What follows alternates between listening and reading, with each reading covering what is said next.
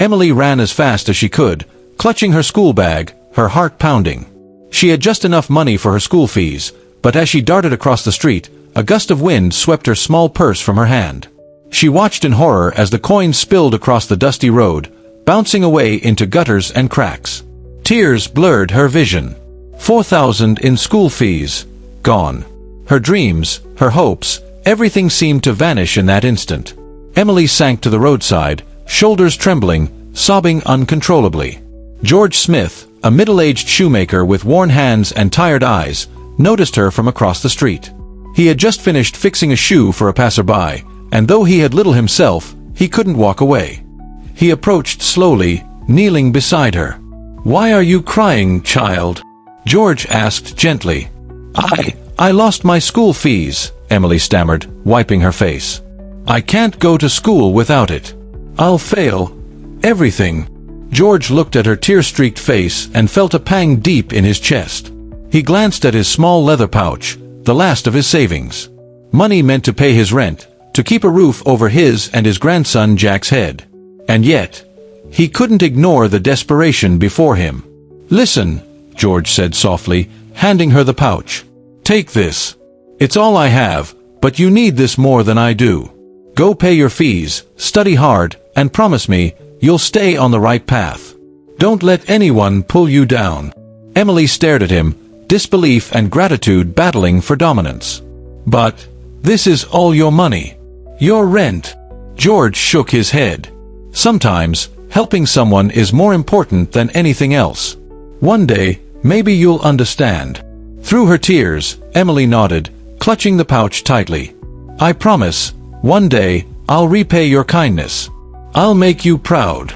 That evening, Emily returned home, exhausted but elated. She found her mother, Sarah, waiting anxiously. "Mom, Emily began, voice quivering. "I lost my money, but a kind man, he helped me. He gave me everything he had." Sarah's eyes widened. Relief and worry mingled on her face. "Emily, that's wonderful. We must find him and thank him. He deserves more than we can ever give." Meanwhile, across town, George faced the harsh reality of life. That same day, government officials arrived at his makeshift roadside stall, tearing down his small shop without warning. His landlady evicted him and young Jack for unpaid rent. Homeless and heartbroken, George sold their old TV for bus fare, determined to seek help from an old friend, Michael.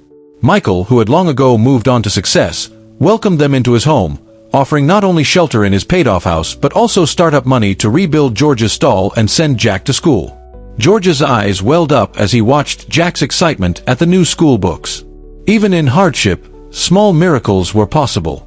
Far away, Emily and her mother scoured the streets to find the man who changed Emily's life, only to discover the demolished stall. Their stepfather accused them of lying, and they were thrown out, penniless. Yet, fate had its own plans. A beggar gratefully handed Sarah a small raffle ticket when she gave him 200. Days later, it revealed a life-changing jackpot. The first seeds of destiny were sown, intertwining the lives of those who dared to give and those who dared to hope. Emily's life began to change in ways she never imagined.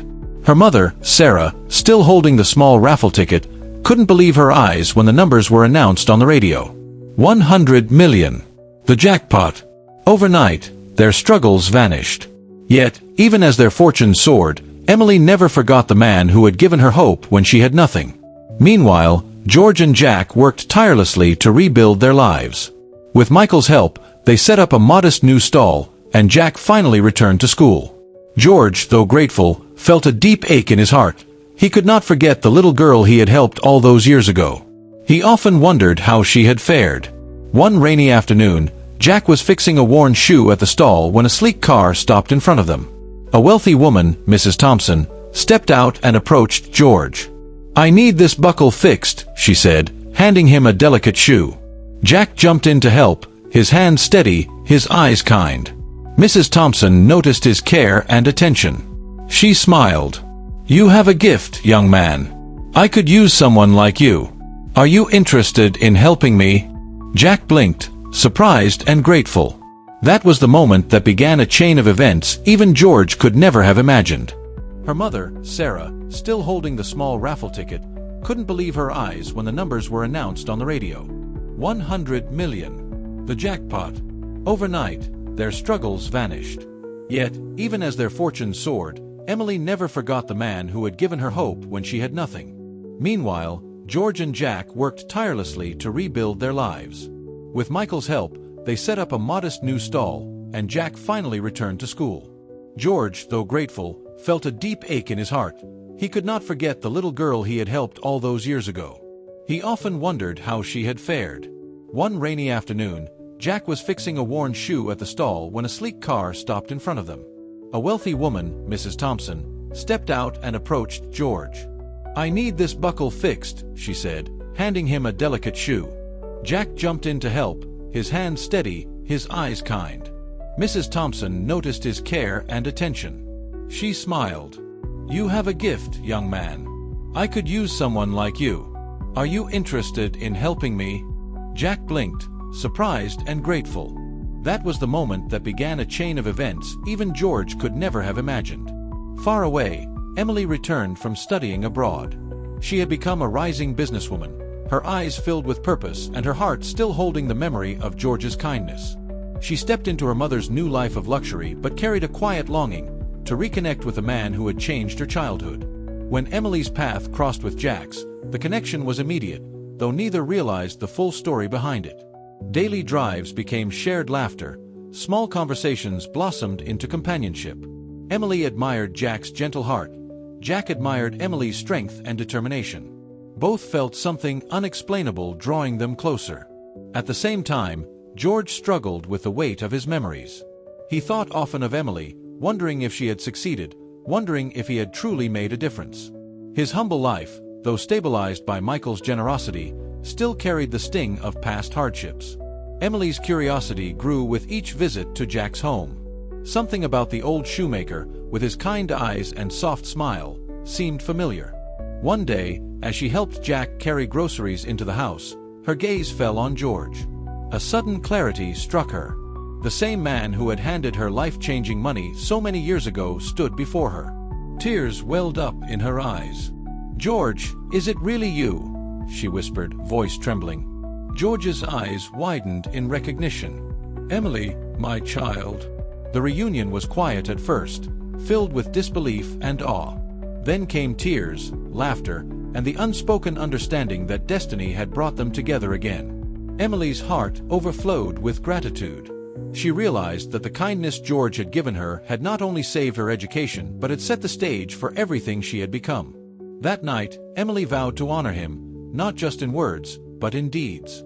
The bond of gratitude and love, forged in the trials of the past, was about to transform all their lives.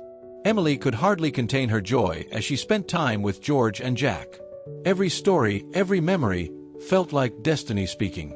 She knew she had to honor George for the man he was, the one who had given her hope when she had nothing.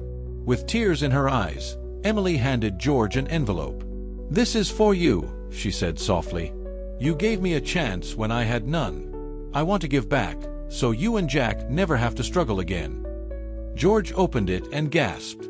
Inside was enough money to fully pay off debts, secure a beautiful 5-bedroom home, and ensure Jack's future.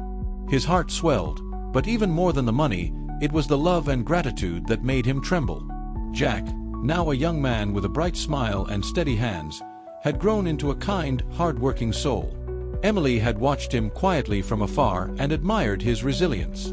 When she and Jack confessed their feelings for each other, neither realized the invisible thread that had connected their families long before they met. Plans for a garden wedding began, the air filled with laughter, flowers, and the warmth of family reunited. Emily and Jack's bond was not just love, it was the continuation of a chain of kindness that had begun with George years ago. The day of the wedding, George stood proudly, holding Emily's hand as she approached Jack. Tears glimmered in his eyes, not from sorrow, but from the joy of seeing lives transformed. Emily whispered, "You saved me once, George. Now we are saving you, and so many others." Months later, the family welcomed twin boys into their lives. The laughter of children filled the home, a living testament to the miracles that can follow a single act of selfless kindness. The fortune that had once seemed impossible now became a source of joy, not just for Emily and her mother, but for George, Jack, and their growing family. Emily often reflected on the journey, from that roadside moment of despair to a life of abundance and love. She understood now more than ever, a single act of courage and kindness can ripple through time, touching lives in ways no one can predict. And so, what began with George's last savings, handed to a crying child on a dusty street, became a story of hope, love, and destiny fulfilled. The lesson was simple and powerful. Give selflessly, trust in the unseen, and never underestimate the power of kindness. Life has a way of returning the favor when least expected. What if Emily's mother ignored the beggar that day? Would you give your last money to a crying child? Which lessons from George and Emily's story touched you most?